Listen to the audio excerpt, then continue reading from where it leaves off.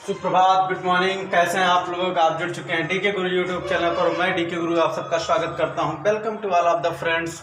और आज हम हाजिर हो गए हैं फिर से एक नई क्लास लेकर, साइंस की, बायोलॉजी की एक क्लास कक्षा 10 के लिए, मानव आहार नाल।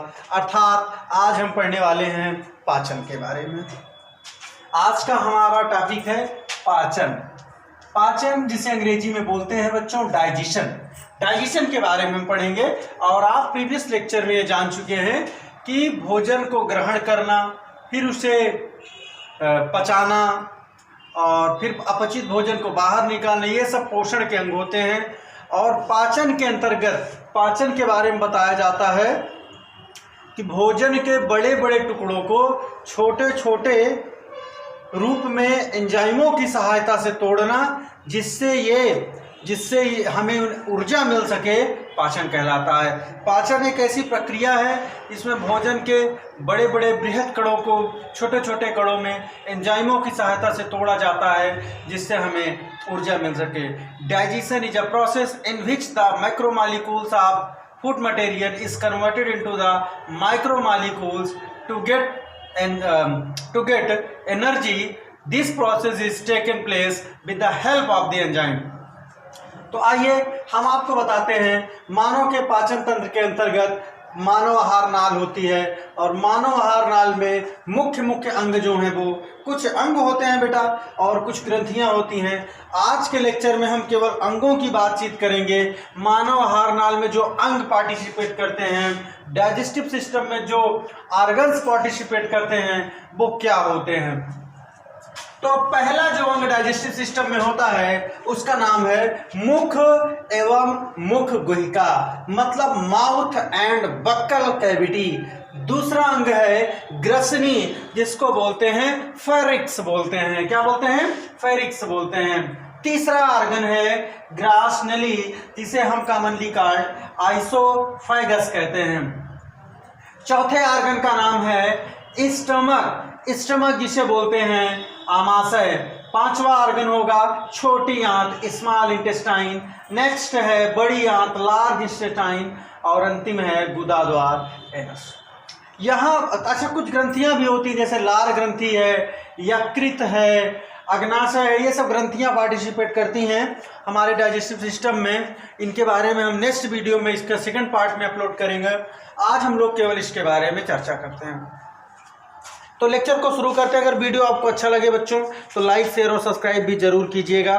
तो सबसे पहले बातचीत कर लेते हैं मुख एवं मुख गुहिका की बातचीत कर लेते हैं। तो भोजन का पाचन मुख गुहिका से ही प्रारंभ हो जाता है। आपको जानकर हैरानी होगी कि कार्बोहाइड्रेट जो हम भोजन लेते हैं वो पाचन कहाँ शुरू हो जाता है? मुख से ही उसका पाचन शुरू हो जाता है, क्योंकि मुख में एक लार में हमारे एक एंजाइम निकलता है जिसका नाम है सैलिवरी एमाइलेज।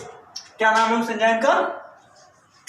सैलिवरी एमाइलेज नाम है बेटा, ठीक है। सैलिवरी एमाइलेज एंजाइम की मदद से कार्बोहाइड्रेट का पाचन शुरू हो जाता है। तो मुख गुहिका का जो पिछला भाग होता है वो ग्रसनी कहलाता है। मुख गुहिका जो है पिछला भाग ग्रसनी कहलाता है। और मुख के अंदर ही बच्चों आप जानते होंगे हमारा जबड़ा आता है। जबड़े की भी एक खासियत है, जबड़े दो होते हैं, ऊपर का जबड़ा और जा बोलते हैं अंग्रेजी में, JAW, जा। तो ऊपर का जबड़ा और निचला जबड़ा। ऊपर का जबड़ा फिक्स होता है और निचला जबड़ा क्या होता है? मूवेबल होता है, चल होता है। इसे आप घुमा सकते हैं, देख रहे हैं ना, इसे आप घुमा सकते हैं, ऊपर वाला नहीं घुमा सकते हैं। और इसमें जीभ आती है। जीभ के बारे में मैं आपको बता दूं कि जीभ हमारी आगे की तरफ से तो स्वतंत्र होती है, खुली होती है, लेकिन पीछे से ये बंद होती है। मतलब आगे का हिस्सा खुला होता है, पीछे का हिस्सा बंद होता है। और ये बनी होती है ऐच्छिक पेशियों से। ऐच्छिक पेशियां वो है जिन्हें हम अपनी मतलब जिन्हें हम अपने अनुसार काम जिनसे ले सकते हैं। ऐच्छिक पेशियां। जीभ को हम चाहते हैं बाहर निकालना तो हम बाहर निकाल लेंगे, अंदर करना चाहते हैं अंदर कर लेंगे, दाएं घुमाना चाहें दाएं घुमा लेंगे, बाएं घुमाना चाहें बाएं घुमा लेंगे। तो ऐच्छिक पेशियों से बनी होती है। हम आपको जीभ का एक छोटा सा फिगर बनाते हैं। यहाँ पर आप देखिए, सपोज टू बी ये हमारी जीवा है, जीभ है, टंग है। इसमें बेटा अगला भाग जो होता है, अगला हिस्सा जो होता है, ये मीठे का ज्ञान कराता है। इसमें स्वादांकुर होते हैं स्वाद लेने के लिए, और पिछला जो टेस्ट बड होती हैं ये कड़वे का ज्ञान कराती हैं। लेफ्ट साइड में नमकीन होता है और राइट साइड में जो है, लेफ्ट साइड में नमकीन होता है और राइट साइड में जो है खट्टेपन का बोध कराया जाता है। तो 4 तरह के स्वाद होते हैं, मीठा, कड़वा, नमकीन और खट्टा। तो जीभ में हमारे टेस्ट बड होती हैं, स्वाद कलिकाएं होती हैं, जिनकी मदद से हम स्वाद ज्ञान कर लेते हैं। तो आइए थोड़ा सा हम आगे बढ़ते हैं। सलाइवरी एमाइलेज का एक नाम टाइलिन भी होता है उस एंजाइम का नाम। अगला होगा हमारा ग्रसनी। ग्रसनी की बात, अच्छा इसमें दांत, मुख गुहिका में ही दांत भी होते हैं। तो दांत हमारे यहाँ 4 होते हैं। मानो एक दुदंती प्राणी है, दुदंती है और विषमदंती है। इन दोनों टर्म को आप समझ लीजिए। Human is a heterodont and diphyodont. Heterodont क्या होता है कि अगर सारे दांत एक जैसे नहीं है तो वो हेट्रोडोंट होता है, विषमदंती होता है। और मनुष्य जो है विषमदंती है। इसमें 4 तरह के दांत होते हैं, उनके नाम हम आपको यहाँ पर बता दें। उनके नाम है मोलर, प्रीमोलर, कैनाइन और इंसाइजर। 4 तरह के दांत मनुष्य में पाए जाते हैं। दांतों की कुल संख्या 32 होती है। अगर इस तरीके से हम इसको दिखाएं, दांत के बारे में अगर हम इस तरीके से दिखाएं तो आपको ये निचला जबड़ा है और ऐसा ही बिल्कुल ऊपरी जबड़ा भी होता है। समझ रहे हैं आप हमारी बात? तो 16 ऊपर 16 नीचे, इसमें से भी 8 यहां से यहां तक और 8 यहां से यहां तक होते हैं। तो इन 8 में चारों तरह के दांत हो जाएंगे। इनको आप नोटिस भी कर सकते हैं। तो मनुष्य एक दुबार दंती है और विषम दंती है। विषम दंती के बारे में मैंने बताया 4 तरह के दांत मोलर, प्रीमोलर, कैनाइन और इंसाइजर होते हैं। दुबार दंती का मतलब होता है जीवन में मनुष्य के 2 बार दांत आता है। मनुष्य के जीवन में दांत 2 बार आता है। एक बार तो शुरुआत में दांत आता है जो कुछ समय के बाद टूट जाता है, जिसे हम दुधिया दांत, मिल्की टीथ बोलते हैं, टेम्पोररी टीथ बोलते हैं। और दूसरा दांत जो होता है वो वृद्धावस्था तक रहता है, जिसे हम परमानेंट टीथ कहते हैं। तो दांतों की संरचना के बारे में हम डिस्कस नहीं करते हैं, आगे बढ़ते हैं। अगला टॉपिक हमारा होगा ग्रसनी, जो दूसरा ऑर्गन है ग्रसनी। मुख गुहिका का जो निचला हिस्सा होता है ग्रसनी कहलाता है। ग्रसनी में ही बेटा निगल द्वार होता है। निगल द्वार आप खाना खाते हो तो एक घाटी ढक्कन टाइप से यहाँ होता है, उसे हम निगल द्वार बोलते हैं। उसके बाद बात आती है ग्रास नली की। ये देखिए ये है ग्रास नली हमारी है, आइसोफेगस बोलते हैं इसको। तो यह लगभग 25 सेमी लंबी सरकरी नलिका है। यह गर्दन तथा वक्ष के भाग से होती हुई आमाशय में जाकर खुलती है। देखिए यहाँ से आती हुई ये कहाँ जा रही है, आमाशय में जाकर खुलती है। ये एक नली के समान होती है, कोई पाचन यहाँ पर होता नहीं है, बस भोजन को सुगमता से निगलने के काम में आता है। अगला हमारा ऑर्गन होगा आमाशय। वीडियो लंबा ना हो इसलिए बच्चों हम थोड़ा जल्दी बोल रहे हैं। आमाशय या डायफ्राम के ठीक नीचे बाईं ओर स्थित होता है। यह एक थैली नुमा रचना है, लगभग 24 से 30 सेंटीमीटर लंबी तथा 7 से 10 सेंटीमीटर चौड़ी होती है।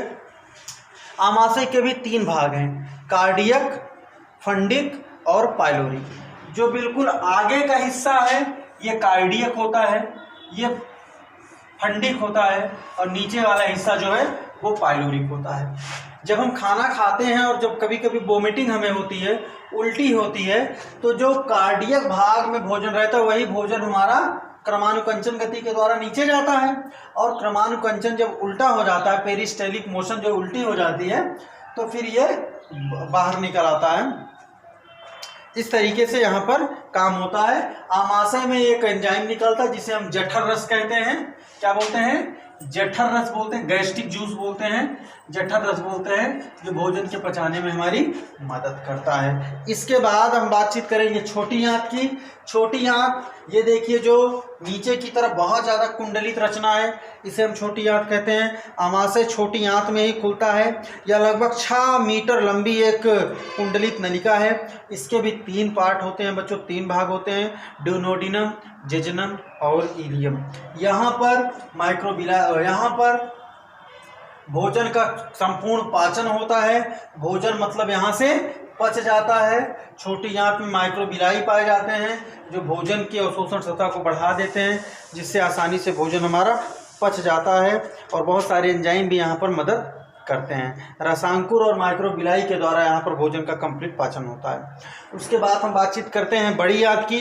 तो इसकी लंबाई छोटी आंत से कम होती है, लेकिन चौड़ाई ज़्यादा होती है। मतलब मोटाई जिसको आप कह सकते हो, मोटाई इसकी ज़्यादा होती है। चारों तरफ से छोटी आंत को घेरे रहता है और 6 सेंटीमीटर चौड़ी होती है ये, और तकरीबन लगभग 2 मीटर लंबी होती है। इसमें भी 3 पार्ट हो सकते हैं, सीकम, कोलन और मलाशय। तो यहाँ पर हम आपको बताते हैं, अंतिम टॉपिक होगा हमारा गुदाद्वार। जो भोजन नहीं पचता है वो मलाशय में आकर इकट्ठा रहता है, रेक्टम में आकर इकट्ठा रहता है, मलाशय में मल आकर इकट्ठा रहता है, जिसे हम गुदाद्वार के द्वारा समय समय पर शरीर से बाहर निकाल देते हैं। इस प्रकार से हमने आपको डाइजेस्टिव सिस्टम के सभी पार्ट्स के बारे में बताया, सभी अंगों के बारे में बताया, जिसमें मुख्य रूप से mouth, buccal cavity, pharynx, oesophagus, stomach, small intestine, large intestine, rectum और एनस थे। इनके बारे में आप पढ़िएगा। और फिर से कहना चाहूँगा, आप बहुत ही महत्वपूर्ण हैं। अपना और अपनों का ख्याल रखिए, घर पर रहिए, वीडियो भी हमारा देखते रहिए, और अच्छा लगे तो लाइक, शेयर और सब्सक्राइब जरूर कीजिए, दोस्तों के पास भेजिए, कमेंट्स कीजिए। अगर कोई चीज़ ना समझ में आए, हम जरूर कोशिश करेंगे आपके प्रश्नों का जवाब देने का। Thank you very much.